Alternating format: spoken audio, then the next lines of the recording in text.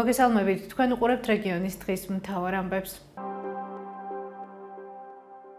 დაბა ადიგენიდან თრიალამდე საბაგირო მესამე თრიალაზე სათხილამურო ტრასა. ადიგენის მუნიციპალიტეტის მერი გოჩა ქიმაძე ინიციატივით გამოდის და ამბობს, რომ 10 წლიანი გეგმის მიხედვით გეგმავენ თრიალას ტბაზე სამთო ინფრასტრუქტურის მოწყობას. მისივე თქმით, საბაგირო დაახლოებით 8 მილიონი იჯდება და მთავრობისგან ეს იდეა მოწონებულია. ამის შესახებ მერმა 2025 წლის საქმიანობის ანგარიშის წარდგენისას ისაუბრა. თემაზე მუშაობას განვაგრძობთ. გეგმავთ მესამე თრიალაზე სათხილამურო ტრასის გაკეთებას. დაბლა პირველ თრიალაზე საჯარო ინფრასტრუქტურის განვითარებას გეგმავთ, იქ რა თქმა უნდა კერძო ბიზნესი ჩაერთვება. დაგეგმილი და მოწონებულია და ფაქტურად დათვლილია არ ხდება ბევრი სულაც 8 მილიონი ჯდება, სადაც შეიძლება დაბიდან თრიალაზე გაკეთდეს საბაგირო გზა.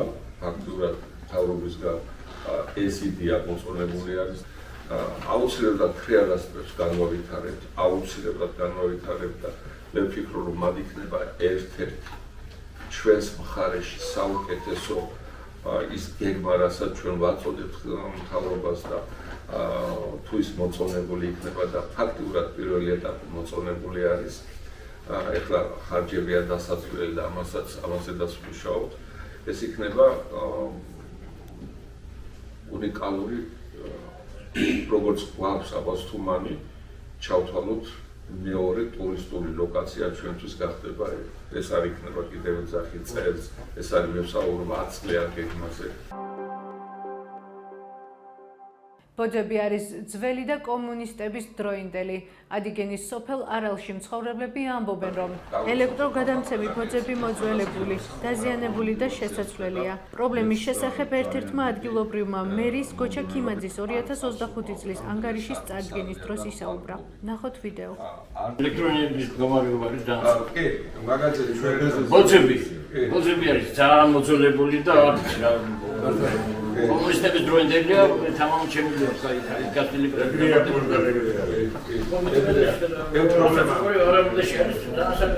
პრობლემა დგას კომპანია საქმეში არაერთი წელი გაგზავნილი და მათგანაც ისინი მოდიფიკovat ესე რომ არც ისინი არ არიან ესე ხელებს ჩამოშვებულები, დადიან, მაგრამ მთელ რაიონშია, არა მარტო რაიონში, რეგიონშია მთლიანად შესაძლებელი და ვერ აუდიან, ცვლიან, მაგრამ ვერ აუდიან.